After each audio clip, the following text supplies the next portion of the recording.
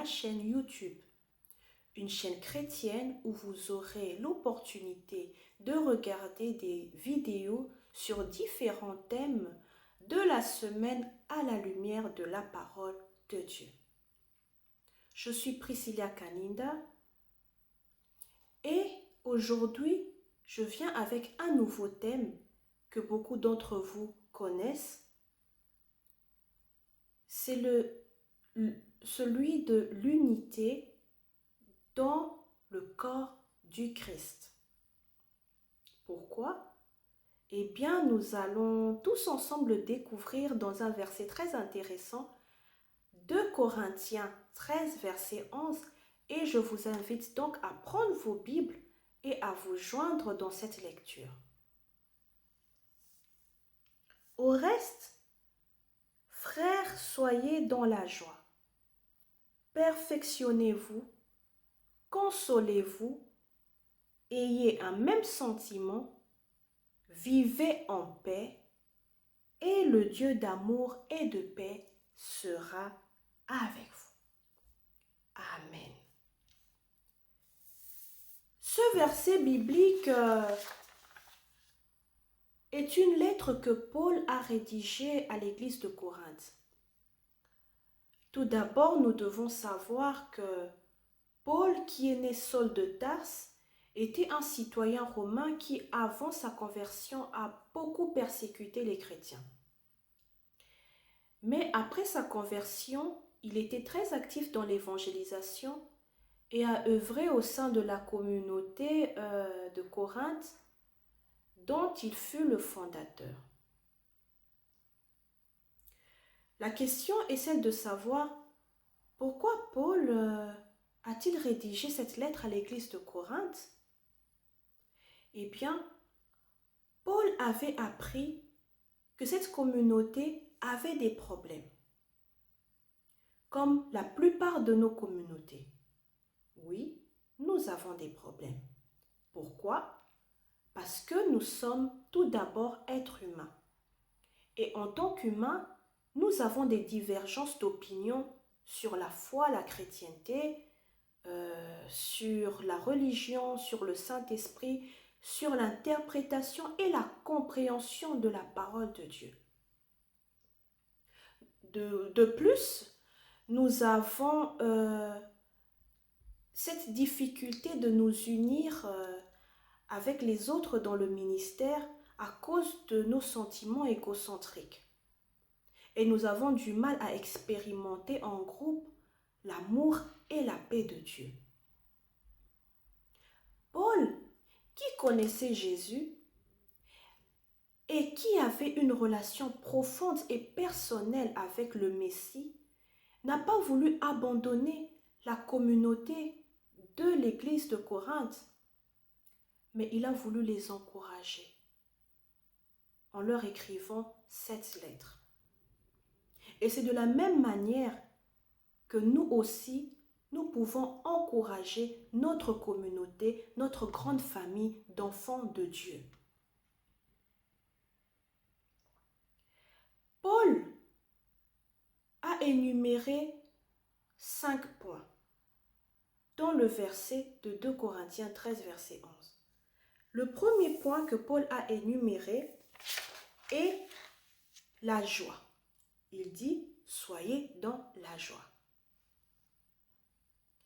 Le deuxième point, Paul dit « Perfectionnez-vous ». Le perfectionnement. Le troisième point, Paul nous dit « Consolez-vous ». La consolation. Le quatrième point, Paul nous dit encore « Ayez un même sentiment ». Avoir un même sentiment. Et enfin, Paul nous dit « Vivez en paix ». Nous retenons la paix. Bien-aimés, c'est aussi de la même manière que nous pouvons encourager notre grande famille d'enfants de Dieu parce que nous formons un dans le corps du Christ. Tout en énumérant ces 5 points, j'ai prévu une manière simple de partager avec vous cet encouragement. Premièrement, soyons dans la joie. Oui, soyons dans la joie d'appartenir à cette grande famille d'enfants de Dieu et de se considérer tous comme frères et sœurs. Quelles que soient nos divergences, quelles que soient nos religions, nous sommes tous un en Christ, parce que au ciel, il n'y aura pas de divergence ni de religion. Nous serons tous unis. Et nous devons nous préparer comme une femme qui attend son époux déjà sur cette terre, sur la terre des hommes. Et continuer à l'exercer lorsque Jésus-Christ viendra enlever l'Église. Deuxièmement, le perfectionnement. Cherchons à viser l'excellence dans la chrétienté et non la bassesse. Cherchons à atteindre des objectifs qui vont nous faire avancer dans le ministère pour la gloire de Dieu. Car tout ce que nous faisons, c'est pour la gloire de Dieu. Et je tiens à souligner que chacun d'entre nous a un ministère. C'est vrai que nous n'allons tous pas l'exercer dans l'Église, mais nous allons l'exercer dans nos groupes. Ça peut être sur les réseaux sociaux, ça peut être dans un groupe restreint et tant d'autres. Troisièmement, la consolation. Consolons-nous les uns les autres. Expérimentons la foi tout en partageant nos expériences. À part cela, apprenons à prier les uns pour les autres. Un de vos frères ou de vos sœurs peut être en situation de faiblesse, de maladie. Priez pour lui, priez pour elle. C'est très important. Quatrièmement, ayons un même sentiment. Ayons cet esprit d'unité dans le Christ. Soyons unis. Et enfin, vivons dans la paix. Vivons dans la quiétude, dans la tranquillité.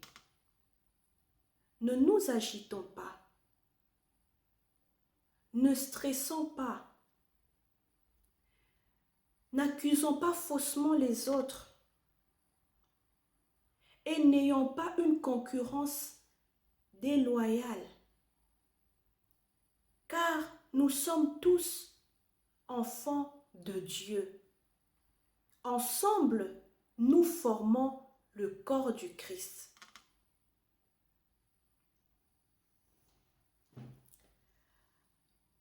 En vous encourageant, tout en mentionnant ces 5 points,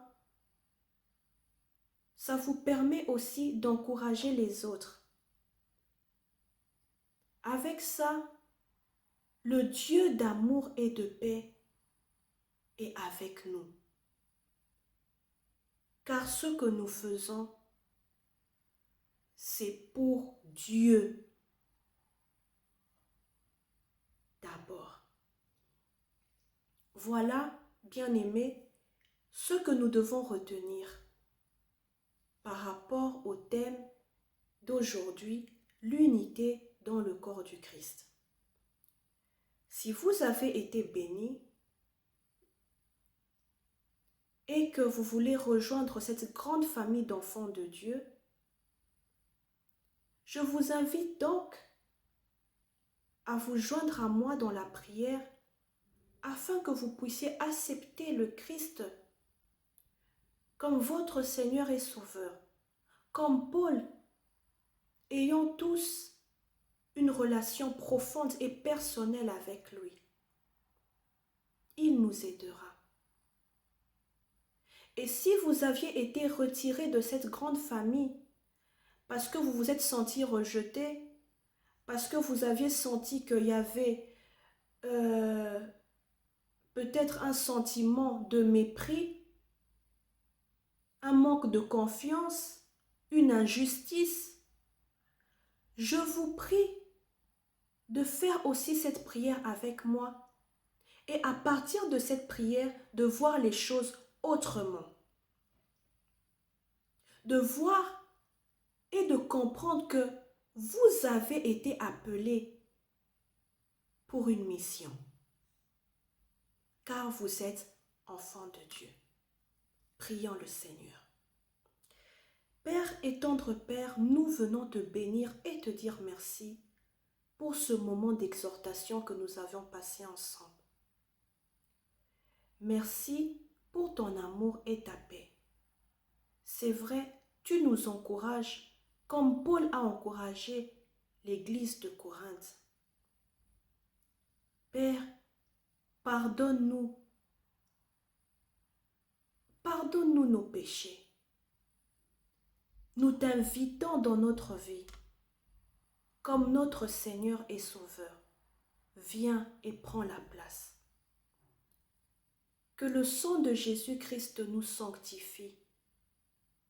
Que ta parole nous fortifie et que ton Saint-Esprit nous éclaire afin que nous puissions t'honorer, être dans la joie, nous encourager mutuellement, être dans l'unité pour ta seule et unique gloire au nom de Jésus. Amen. Bien-aimés, je tiens à vous remercier pour le temps que vous aviez eu à consacrer en écoutant ce message. N'oubliez pas de vous abonner et de partager ce message, mais aussi de prier avec ceux qui ont envie de rejoindre cette grande famille. Ils ne savent pas comment, ou bien ceux qui se sont retirés de cette grande famille d'enfants de Dieu. Priez avec eux, priez pour eux et que Dieu vous bénisse. Je vous souhaite une très bonne semaine et shalom.